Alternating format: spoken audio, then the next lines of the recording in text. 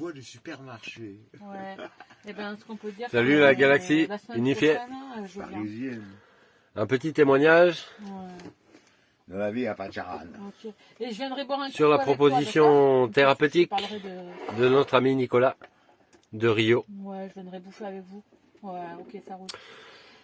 On ne peut donner que ce qu'on a. Et il est vrai que Nicolas Ouais. a quelques belles perles de Mais douceur je suis ravie. Ouais. Et ben, à partager. tu peux me dire quel jour ça te va le mieux, que je vienne bouffer Et je avec dépose ce toi, petit une témoignage petite tête. parce qu'il me paraît Oh là là, le Covid, convenable j'adore le en ces Covid, temps je l'embrasse, le Covid. que l'on partage dans l'humanité Donne-moi le Covid. notre douceur la plus véritable. Alors moi, tu sais que je ne suis pas vaccinée, que je suis contre ça. T'es au courant ou pas? Au-delà de la forme de ce que propose Nicolas, Eh bien, il qu'elle y me a le sa donne et que je vibration le traverse, ça d'un sera être authentique magnifique pour moi. qui continue de cheminer sur la libération. On dit que la Alors, plus belle chose qu'on peut offrir à quelqu'un que l'on aime, comment ça va? c'est de le Ouais, je libérer. voulais savoir si tu étais dispo pour papoter. Mais... Bon, nous voilà arrivés au tableau. Hein, le tableau qui va vous présenter 3 aspects de la tradition. C'est-à-dire le corps, hein, lié à l'âme et lié à l'esprit. Je fais le cadrage, vous verrez mieux. Comment vous parler de la thérapie traditionnelle? C'est de vous exprimer comment retourner à cet état d'unité qu'on voit dans l'Advaita, l'état d'unité au niveau du cosmos, c'est-à-dire au niveau de la spirale, du spiritus. Donc le spiritus, c'est le mot spirituel vient de l'origine du mot, vient du mot spirale. C'est l'esprit, les luminaires qui tournent au-dessus de nous dans le cosmos, c'est retourner à cet état cosmique d'unité, en prenant conscience déjà de cette base corporelle. Le corps, traditionnellement, on représente cette base carrée. Ces 3 symboles, moi je les ai travaillés sur l'aïkido sumikiri. L'aïkido sumikiri, on dit le carré qui est la base matérielle, la structure corporelle. Donc sous l'effet de la conscience du feu, de la volonté de l'âme, nous allons trancher les bords, couper, c'est l'acte de couper les bords du carré, arrondir les angles en fait, pour arriver à l'état de l'esprit qui est le cercle. Donc ce cercle, ça représente la conscience. Donc par un effet traditionnel, nous apprenons à connaître les éléments dans le corps, c'est-à-dire sur le plan physique. Donc quand on parle de la gnose au niveau bouddhique, vous voyez la forme d'un stupa, donc la base qui est carrée, ça représente l'équilibre des émotions. Travailler sur son plan émotionnel, ça vous l'avez bien vu, Pascal vous en parle bien dans les traditions qu'il expose depuis plus de 2 ans maintenant sur cette vision des 5 éléments, de prendre conscience de comment équilibrer pour aller vers sa nature Bouddha. Donc cette base traditionnelle, c'est de faire un travail déjà sur peut-être équilibrer le corps par des rythmes. Et ces rythmes, grâce à une tradition, on va structurer le rythme de la vie, comme mettre une bonne musique pour nous mettre dans un état de conscience, comme une harmonique, en ayant des rythmes alimentaires, en ayant des rythmes de prière à des heures précises, pour nous mettre dans des états de conscience particuliers, et de vivre une forme de protection. On dit, dans la tradition, on scelle les chakras, dans la tradition indienne, d'avoir un rite traditionnel va nous protéger au niveau de ce flux de conscience de cette mère infinie, comme je vous exprimais tout à l'heure. Ce flux de conscience infinie, il y a des agrégats, on dit les 5 éléments en soi. Et soit on scelle ces agrégats, c'est-à-dire on se protège des influences psychiques négatives, des poubelles cosmiques qu'il y a dans le fond. Et pour empêcher qu'elles remontent à la surface, en ayant une vie traditionnelle, une harmonique, ça va créer une douce musique dans notre vie au niveau subtil, des chants on va dire des chants subtils.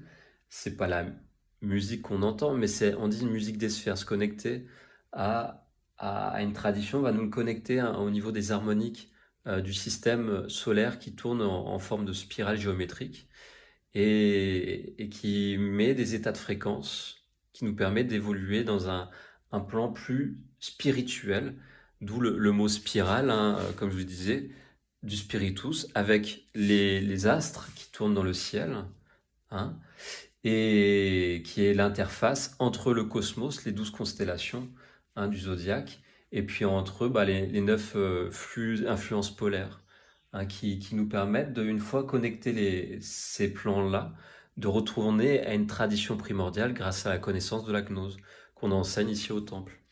Donc ça, c'est un élément traditionnel, hein, tout cet ensemble, ce système est un élément traditionnel pour comprendre d'où viennent nos problèmes de santé.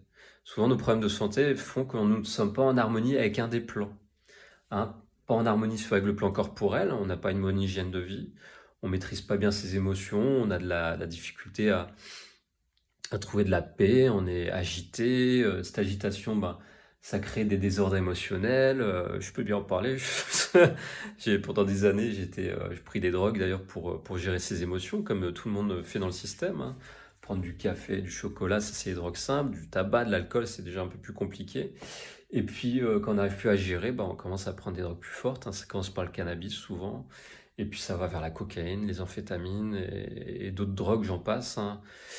Tout ça pour fuir le travail traditionnel qui est proposé à la base. Pourquoi une fuite? C'est parce que on n'a pas eu le bon pied à l'étrier dès le départ, mais on a pris des mauvaises habitudes, des mauvais plis. Donc ces mauvais plis, il faut passer le fer à repasser après dessus. Donc ça demande beaucoup de pratique, de la chaleur, de la vapeur, hein, pour enlever les plis. Et qu'est-ce que je pourrais dire pour enlever les plis grâce à cette vapeur et cette chaleur? On appelle ça les tapas, hein. Faire des tapas. Les tapasya, c'est brûler les latences par les pratiques, hein, dans le yoga. Et excusez-moi, j'ai un papillon qui est rentré, j'ai eu peur d'un coup. Donc une latence qui volait. Donc c'est pour vous dire que dans la vision taoïste, hein, il y a cette pratique de la purification des latences aussi. Au travers les arts martiaux au début, on forme le corps. Hein, l'acte de l'aïkido, c'est ce que j'ai pratiqué après avec le qigong traditionnel. De calmer et pacifier la violence. Hein, on appelle ça ahimsa en Inde. C'est Gandhi qui en parlait bien, c'était ses marques de fabrique. Hein. Mais c'est les bases morales en fait du yoga traditionnel qui font partie des 2 piliers principaux. Et maintenant, dans le taoïsme, pareil, on voit cette voie traditionnelle au travers le shintoïsme, la non-violence, hein, qui est dans cette compréhension des forces de la nature, d'être en paix avec, pour trouver de guider cette violence, cette énergie, hein, de faire l'acte de sumikiri, c'est-à-dire d'arrondir les bords du carré, qui sont assez rugueux, pour trouver plus de rondeur, de souplesse, de joie, hein, d'équilibre au niveau spirituel, et puis arriver à une harmonie jusqu'à arriver à des niveaux de transcendance extatique. Ça, c'est le côté mystique. Une fois qu'on a une vie équilibrée sur Terre, en paix avec les autres, on peut commencer à changer d'état de conscience.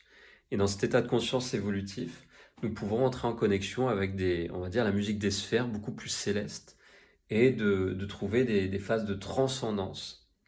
Et qu'est-ce que ça veut dire transcendance? C'est se reconnecter à notre unité primordiale, hein, où sur Terre, nous sommes dans un état un peu dualiste, un peu mental, et qui nous empêche de bien réfléchir en fait de qui nous sommes en réalité, sans entrer dans le mental des pensées, mais plus être dans le senti. Décidément, le papillon il tourne dans le coin. Alors, je sais pas si je crois que c'était une chauve-souris, je sais pas trop, j'ai pas bien vu encore. Donc, pour sortir de ces effets qui fragmentent, hein, l'âme, sortir des effets égotiques qui nous empêchent de réintégrer cette nature Bouddha, il y a des aspects traditionnels, des outils traditionnels qu'on utilise en thérapie. Donc, j'ai commencé par des enseignements de sophrologie quand je suis sorti de l'hôpital à 21 ans, avec des enseignements des postures de yoga, hein, en lisant des livres, juste autodidacte. Et puis petit à petit, au fil des années, des rencontres que j'ai faites avec des thérapies chinoises, ayurvédiques et ayurvédiques, hein, des 2 cultures, j'ai pris conscience que c'est important d'avoir un guide, un adepte dans une voie traditionnelle qui me permettait de transmettre, de recevoir une transmission comme une chaîne de transmission, et que cet adepte qui a vécu une expérience pendant 30 ans dans une voie, me transmet un aspect lumineux qu'il a construit en lui-même, qui me permet de moi-même de prendre conscience au travers cette voie de sagesse, d'avoir l'humilité d'obéir on va dire, aux directives divines qui passent au travers le sage, et par humilité, de mettre un genou à terre, d'accepter d'être patient, de faire un travail, de passer le balai, nettoyer les toilettes s'il faut pendant un certain temps, et puis d'avoir après la clarté, la patience pour exposer ce qui doit être exposé en temps et en heure, à la mesure des capacités créées en soi. Donc actuellement, bah voilà, je vous expose plus ce chemin de sagesse qui me transforme encore, qui est de la voie des ancêtres, on va dire, voie des ancêtres clairs, et non des voies des ancêtres fermés, ce qui peut se trouver dans des traditions qui sont mortes, hein. Il y a des traditions, des personnes qui vivent dans des chemins traditionnels, elles sont mortes en fait, il n'y a plus de lumière au bout. Et à notre fin des temps, bah, c'est beaucoup le New Age, hein, beaucoup des religions comme ça qui sont exhumées mais qui sont plus vivantes du tout. Au contraire, il y a une entité au bout qui se nourrit des âmes, c'est très malsain. Et c'est pour ça de faire attention à qui ouvre une tradition, de bien se renseigner, c'est d'où la personne vient au niveau familial, au niveau traditionnel, les enseignements qu'elle a reçus, les initiations qu'elle a reçues, pour voir où elle va, où elle nous emmène, pour ensuite se reconnecter à cette voie des ancêtres et apprendre à s'en libérer en la connaissant, en la laissant nous traverser, pour aller mieux, aller vers l'initiation et vers cette voie qu'on dit des dieux, hein, qui était marquée à l'entrée des temples de Delphes. C'était « connais-toi toi-même et tu connaîtras l'univers et les dieux ». C'est retourner à cette unité primordiale par l'aide de ces structures pures, des divinités, des structures divines, et d'être proche de la divinité primordiale pour y retourner. N'ayant plus peur de mourir, mais au contraire de travailler toute sa vie, se préparer à mourir, et de se mourir à soi-même plusieurs fois dans sa vie, pour renaître. C'est le symbole du phénix, hein, c'est le symbole de l'alchimie, pour évoluer comme ça, de lâcher des anciennes parties de nous-mêmes et toujours avancer, hein, se transformer. Donc pour ce faire, il y a différents outils traditionnels qui sont utilisés. Donc on travaille sur le corps au niveau, par exemple, en médecine ayurvédique, au travers les plantes, en médecine chinoise pareil, hein, la pharmacopée. Donc toute l'alchimie traditionnelle au niveau des plantes, la spagyrie dans la tradition occidentale, hein, je pense à Hildegard von de Bingen qui était plus vers l'Allemagne, en lien avec le temple traditionnel chrétien, catholique, plus d'ailleurs fermé que dans les temples déshabillés dans la nature, plus que catholiques d'ailleurs, qui était d'ailleurs rejeté à un moment par le sacerdoce judéo-chrétien catholique. A été vu d'ailleurs comme une hérétique à un moment, avec ses visions, hein. Donc voilà, différentes traditions vont avoir la structure au niveau corporel. Je pensais aux arts martiaux, hein, pour le niveau taoïste. Après, d'aller plus dans le plus subtil, ça, même en Inde, il y a des arts martiaux, mais il y a aussi le yoga dans les postures. On va montrer après dans des piliers plus subtils, pour rentrer en conscience avec les plans de la réalité dite non ordinaire, et d'aller travailler au niveau de l'âme, au niveau du psychisme. Et là, au niveau du psychisme, c'est réintégrer la conscience des quatre éléments, hein, la terre, le feu, l'eau, l'air, hein, terre, feu, eau, air, les quatre, et avec prendre conscience des brillances, hein, au travers d'une réintégration du Saint-Esprit, ou la conscience de la nature Bouddha qui nous traverse, et en sortant des effets que l'ego crée, hein, ou des effets de pouvoir qu'on a pu créer dans notre vie qui viennent nous embêter pour évoluer. Et ça, pour ce faire, il y a des outils traditionnels. Donc moi, ce que je propose en thérapie, c'est déjà de faire un travail sur le corps, que ce soit par le massage. Si la personne est fatiguée, je la redynamise avec des massages traditionnels ayurvédiques, hein. Ça, c'est ce que je pratique traditionnellement. Donc c'est en lien avec cette conscience de la science de l'âme de la médecine ayurvédique. Et puis, j'ai travaillé aussi, j'ai eu des enseignements de Thierry Casasnova sur la naturopathie hygiéniste, qui m'a permis de prendre conscience des effets des plantes, des légumes, des fruits sur la santé, et travailler. Mais ce que j'ai vu, ce qu'il y avait tout à l'heure, je vous parlais de Thierry d'ailleurs, Casasnova, ce que J'aime bien son enseignement, j'aime bien ce qu'il a donné. Par contre, ce qui manquait, je trouvais, c'était les notions de l'alchimie.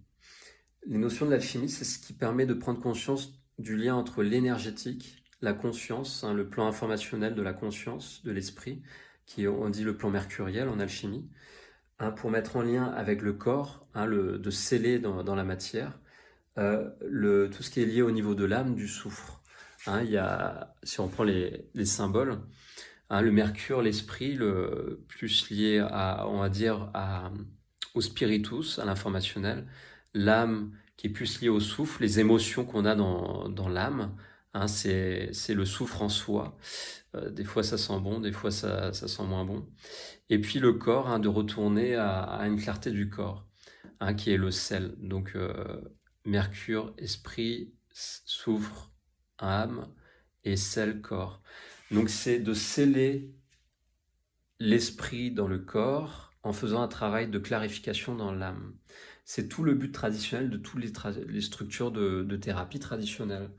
Donc c'est alchimiser les latences, c'est-à-dire quoi? Transmuter, hein, c'est transformer le plomb en or pour arriver à une plus de clarté au niveau des émotions, une stabilité, voire une équanimité, c'est-à-dire apprendre ce travail de détachement pour arriver à plus de clarté, hein, et de cette clarté, on arrive à plus, on va dire, de volonté, de force, en étant au lieu de les subir, d'être plus en conscience, hein, et aussi en confiance, hein, de mieux respirer dans son existence, et d'avoir plus confiance pour évoluer dans cette écoute de ce que Dieu, de cette unité primordiale, nous demande de vivre à l'instant présent, dans l'intuition transcendante. Et pour ce faire, des fois, il y a des blocages. Donc, je propose des soins alchimiques qui s'appellent la trame. Hein. C'est un alchimiste contemporain qui s'appelle Patrick Buastenas qui m'a donné ses enseignements. Et je donne aussi des enseignements pour ceux qui sont le plus proches ici au Brésil, parce qu'en France, il y a des maîtres kabbalistes qui donnent ces enseignements à travers les enseignements des lettres hébraïques. Donc, ici, pour ceux qui viennent au Brésil, j'adapterai des enseignements en fonction des besoins et de ce que la personne doit recevoir, hein, par rapport à un travail traditionnel. Au bout d'un moment, je transmettrai sûrement adapté à ce que j'ai comme expérience, parce que je ne fais pas partie des enseignants de ce que j'ai reçu dans la voie de l'équilibre de Patrick Buastenas, mais en tout cas, il m'est demandé petit à petit de transmettre ici au Brésil, hein, des enseignements qui vont permettre de réactualiser peut-être une trame d'informations qui appartiennent ici à la culture brésilienne. Donc faire un travail comme ça au niveau de l'âme, du psychisme, pour intégrer ces dimensions éclatées de notre propre réalité, pour retrouver cet état de clarification et retourner à l'unité primordiale. Et d'avoir une clarification pour laisser plus d'esprit nous traverser, et cet esprit nous guider vers cette libération ultime, hein, de l'Atma, hein, en réintégrant l'Atman. L'Atman, c'est la vision indienne du soi réalisé quand notre ego est pacifié, qui vient intégrer notre corps et nous mettre en résonance avec l'Atma, c'est-à-dire le soi supérieur, hein, du cosmos. Et qu'on dit le Brahman, hein, Brahma, la divinité avec Vishnu et Shiva. Ces trois visions, c'est trinitaire, hein, de l'Inde, qu'on retrouve dans différentes traditions, hein, cet aspect trinitaire. Et toute la tradition thérapeutique, énormément, est fait pour purifier les latences, hein, en faisant l'état patient, pratique de purification, que ce soit par l'eau, par le feu, les rites, hein, des éléments, pour, avec le sage, hein, le thérapeute, le prêtre, pour réintégrer les parties qu'on appelle, dans le chamanisme, on fait des recouvrements d'âme, réintégrer les parties écartelées, et de ce rassemblement, hein, pour sortir des effets du chaos, pour assembler dans l'ordos, hein, cet état d'unification, et sortir de la confusion, et de retrouver cet état primordial en voyant qu'en fait nous sommes divisés par notre ego de l'état du tout, et de faire cette réintégration en mettant l'ego au service de Dieu, et qui réintègre, qui accepte de réintégrer le cosmos primordial, hein, cette utilité d'état primordial. Et voilà tout le but de la thérapie. Et pour ce faire, il y a une voie traditionnelle, un cheminement initiatique, hein, qui se fait au travers une voie traditionnelle. Voilà, il y a des adeptes qui ont reformulé cette voie, qui l'ont réactualisée et qui transmettent ensuite à des disciples, hein, et ces disciples retransmettent l'information sur le chemin, un jalonné de parcours, de repères, mais l'adepte a son propre chemin et le disciple ensuite comprendre le chemin par rapport à l'empreinte que l'adepte a laissée, mais qui va structurer aussi par sa propre compréhension pour sortir de l'effet de suivre bêtement le chemin de l'autre, mais même si le chemin de l'autre a quand même une forme de... Quand il est bien branché, quand c'est un adepte, normalement, le chemin est très vibrant et permet de bien se libérer aussi, de tenir de ce côté de transmission initiatique. Donc voilà, qu'est-ce que c'est la différence entre une thérapie, on va dire, moderne et une thérapie traditionnelle. Thérapie moderne va nous mettre dans un état plus de se focaliser peut-être plus sur l'ego et de rester dans un effet de pouvoir, hein, de mettre son ego en avant et de s'illusionner de son propre pouvoir, hein, qu'on peut avoir dans cette magie naturelle de l'ego, mais pas être au service d'une puissance surnaturelle qui nous transforme, qui nous fait lâcher au bout d'un moment l'ego et qui va guider notre barque qu'on va devoir construire avec notre expérience de vie, avec l'aide des sages, hein, et pour retourner vers cette sagesse primordiale qu'une tradition propose, un état de lumière, d'impulsion lumineuse qui vient du passé, hein, qui a besoin d'être actualisé à notre époque, et retourner avec la tradition à cet état primordial, hein, on voit qu'il y a une dégénérescence au travers des cycles, hein, qu'on voit dans une tradition qu'on utilise en astrologie, par exemple.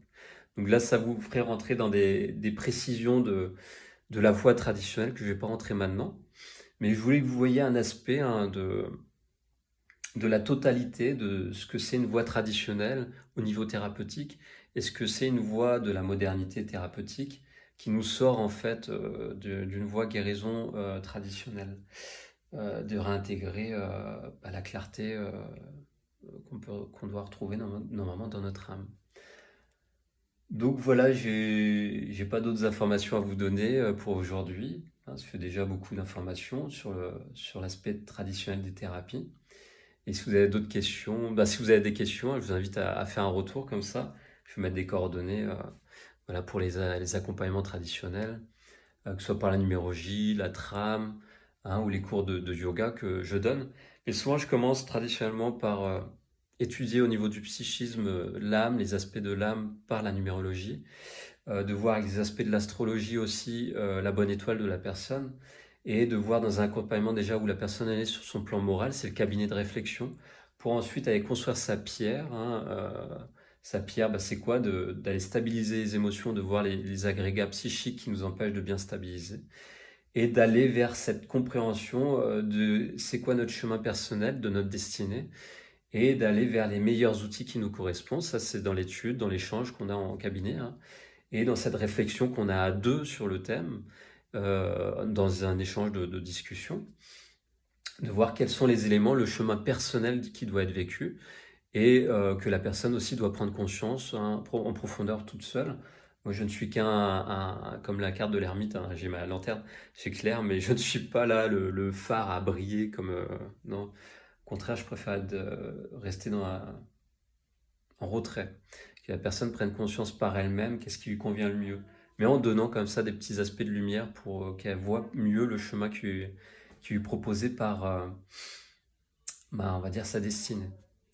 Donc voilà, je vous propose de suivre dans d'autres vidéos. Je vous présenterai c'est quoi la numérologie traditionnelle au niveau du sacré, c'est quoi les aspects des soins alchimiques au niveau du sacré, et c'est quoi les accompagnements de structures traditionnelles au niveau du temple, hein, du sacerdoce, pour se retourner dans une voie traditionnelle et sortir des effets, hein, des égrégats psychiques de dissolution qu'il y a actuellement par la modernité. Hein, il y a René Guénon, moi je suis dans un aspect d'étudiant guénonien, donc j'emploierai des termes de René Guénon, et aussi des termes de l'alchimie qui vient des trois cultures, que ce soit indienne, taoïste, et aussi on va dire, hébraïque, mais de notre culture judéo-chrétienne, qui est dans une vision du christianisme originel avec la voie des alchimistes, hein, opératifs du Moyen-Âge. Hein, donc, je peux vous parler de ces 3 visions, parce que je les ai étudiées, je les pratique, et je vais faire des vidéos sur chaque aspect. Voilà, que vous compreniez bien les outils traditionnels, que vous soyez dans un accompagnement traditionnel et non de la modernité qui déstructure l'âme et le psychisme qui met dans l'illusion, et bien de sortir des effets des latences psychiques, hein, des mondes infernaux, pour retourner vers cet état d'unification, hein, qu'on appelle vers le nirvana, hein, grâce à cette nature Bouddha intérieure. Voilà, merci pour votre écoute, et puis si vous avez des questions, je vous invite à faire les retours sous les commentaires de la vidéo. À bientôt les amis.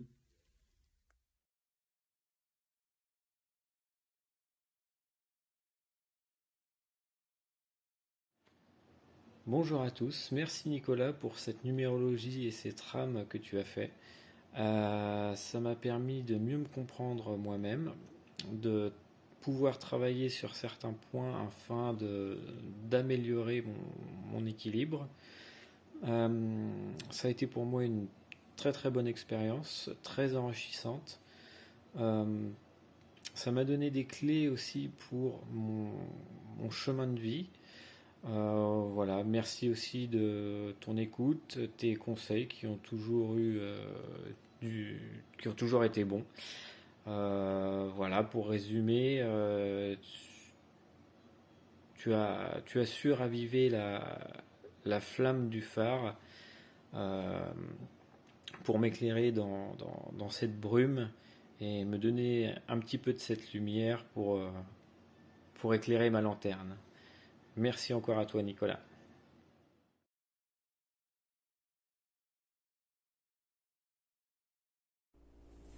Bonjour, je fais cette petite vidéo pour remercier Nicolas André pour son accompagnement. Nicolas qui a fait notre thème numérologique à moi et à mon mari à un moment où on était en train de passer un cap, on avait besoin d'un soutien. Et moi aussi personnellement, par rapport à une réalisation de vie, vraiment un changement de cap. Donc Nicolas s'est trouvé sur notre route au bon moment. J'ai trouvé cette étude de thème numérologique vachement riche. Ça m'a apporté donc beaucoup de réponses, des confirmations dans les orientations que je voulais prendre. Ça m'a fait découvrir aussi pas mal de choses sur qui on est et sur comment faire pour avancer avec qui on est. C'est une expérience qu'on a pu faire par visio, n'étant pas au Brésil, et ça s'est très bien passé. On a même pu avoir donc des enregistrements, ce qui nous permettra sûrement de refaire des petits tours pour se rafraîchir la mémoire. Mais pour l'instant, ça m'a vraiment apporté, ça m'a permis de faire un grand pas. Alors après, j'ai trouvé aussi qu'en plus de la numérologie, que la personne, enfin que Nicolas était vraiment une personne très à l'écoute, en même temps discret et très fin dans son analyse, dans sa compréhension de la psychologie de la personne. Donc moi je dis, c'est pas la peine d'aller voir un psychologue hein, qui va vous mettre dans vos mémoires, et il vaut mieux faire ce genre d'initiation. Donc je recommande vivement. Et voilà, je dis encore merci et à une prochaine.